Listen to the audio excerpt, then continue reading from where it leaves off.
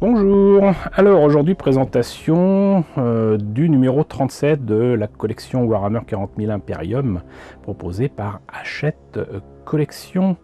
Voilà, donc là on a un numéro avec une grosse grappe, du coup c'est pas devant et tant mieux, c'est derrière. Et la seule différence qu'a donc cette grappe avec l'équivalent qui était sorti chez Warhammer 40 000 Conquest, c'est que les tuyaux là de plasma ou quoi, donc ces éléments de terrain qu'on a déjà eu dans Conquest étaient marron dans Conquest, et là c'est gris. Voilà, c'est la seule différence qu'il y a entre ces deux grappes. Maintenant, bah écoutez, on va quand même regarder ce que donne la grappe en question, mais surtout on va découvrir ce qu'il y a dans le fascicule avec cette superbe image de l'armée Tau.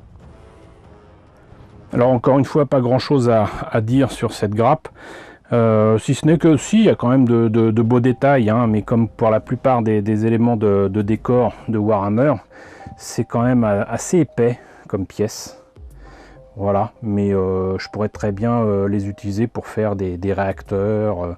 Moi je pense immédiatement assez étrangement au Star Destroyer de la République dans Clone Wars, mais bon, c'est que moi. Et de quand ça date tout ça? De 2017. De 2017. Bon, ça a 6 ans. Voilà. Mais voilà, ça reste joli. Il y a même des éléments qui permettent de faire les tuyaux abîmés.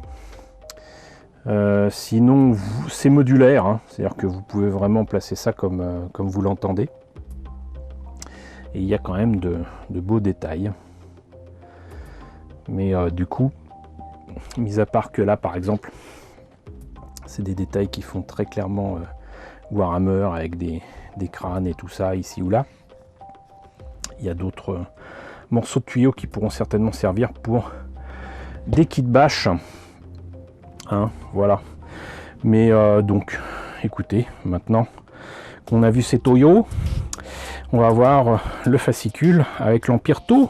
Hein, et puis voilà. Alors, numéro 37. Découvrez l'Empire Tau, l'empire préféré de Homer Simpson, j'imagine. Assemblez et peignez vos décors, zone de guerre, Siphos. Et justement de Siphos, il en est question ici, figurez-vous. Voilà, la guerre pour Ramassus Siphos, quel nom. Et Adeptus Mechanicus, on en a souvent parlé ces derniers temps. Les disciples du dieu Machine, avec les Skitarii et les machines de guerre et Servitors. Voilà, donc ici les légions de la dynastie Zarekan, toujours aussi difficile à prononcer ces trucs là, Nuekanoptek. Voilà, ce truc là on l'a déjà eu il y a quelques numéros de ça, et depuis les cieux, bah, c'était dans le précédent numéro avec les mécanoptères, et j'ai hâte de voir et d'avoir les deux autres versions. Et qu'est-ce que ça nous donne ici? Donc zone de guerre de Siphos avec des bastions, des secteurs, des machins. Voilà, un dépliant fort sympathique ma foi. Mais moi ce que je veux savoir, c'est qu'est-ce qu'il nous raconte dans ce numéro 37. Voilà, avec ses conduites de plasma. Et il dit: ce numéro d'Imperium est accompagné de nouveaux décors pour insuffler la vie à votre champ de bataille. Pour vous découvrir aussi l'Empire Tau et d'autres mondes forges de l'Adeptus Mechanicus. Ce fascicule comporte également une mission où les forces impériales tentent de juguler un assaut Nécron sur un générateur de boucliers. Donc conduite de plasma, alimenter l'effort de guerre, information sur les conduites de plasma. Donc on voyait ce que ça peut donner correctement peint. Ça m'a l'air quand même fortement sympathique. Hop. Donc Empire Tau, avec une illustration absolument magnifique. Les Tau, une race de parvenus libérés de la sauvagerie, ont bâti un empire stellaire. Ils possèdent maintenant une technologie redoutable et empiètent continuellement sur le fief de l'empereur. Ah. Si je me trompe pas, j'ai un jeu vidéo avec cet empire-là sur PlayStation.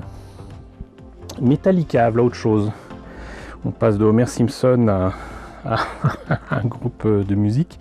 Le géant étincelant de l'Ultima Segmentum. Les crânes de fer. Risa. Férisette Risa, fourneau des astres enchaînés et assemblage conduite de plasma. Donc là, il y a forcément besoin de colle pour aligner tout ça. Faut pas coller tout. Et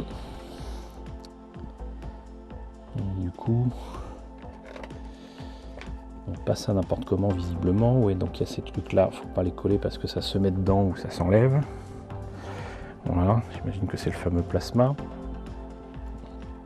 Il propose de mettre en guide Belcher du macrage blue ici ou là, des tuyaux en rouge, du corn red, donc du non-oil, rétributeur armor, Onlord Brass, carte flèche, Mephiston red, Agrax Earthshade, et ça nous donne des tuyaux pas très propres. Bon, c'est pas aussi beau que sur la couve et d'autres images qu'on a vues juste avant, mais c'est pas vilain. Voilà, encore une fois, les conseils qu'ils donnent sont pas terribles pour les figurines, mais pour les éléments de décor, si tant est qu'il n'y a aucune obligation de mettre autant de couches de peinture qu'ils ne le disent, c'est pas mal. C'est pas mal. Le bleu, ça donne rien du tout. On a l'impression que c'est pas du plasma ni rien, mais on y reviendra au moment où je les montrerai et je les peindrai. On y reviendra. Phase de charge, les Aegis. Et sinon, donc, prochain numéro 38, donc ça je l'avais déjà dit. Dépôt avec le Technical Astrogranite, le layer Iriel Yellow. Un outil pour mettre donc la fameuse peinture texturée sur les socles, mais surtout un nouveau tapis de bataille recto verso. Voilà.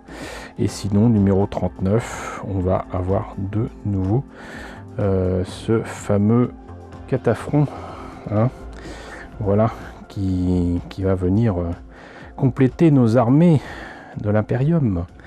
Et bien écoutez, on en a fini donc avec ce numéro 37.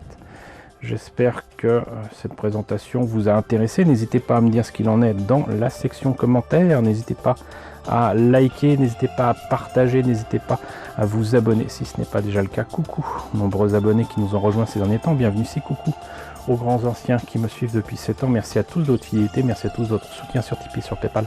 Surtout, prenez soin de vous. Je vous laisse avec la liste des contributeurs de la chaîne et je vous dis à très bientôt pour la présentation du numéro 38.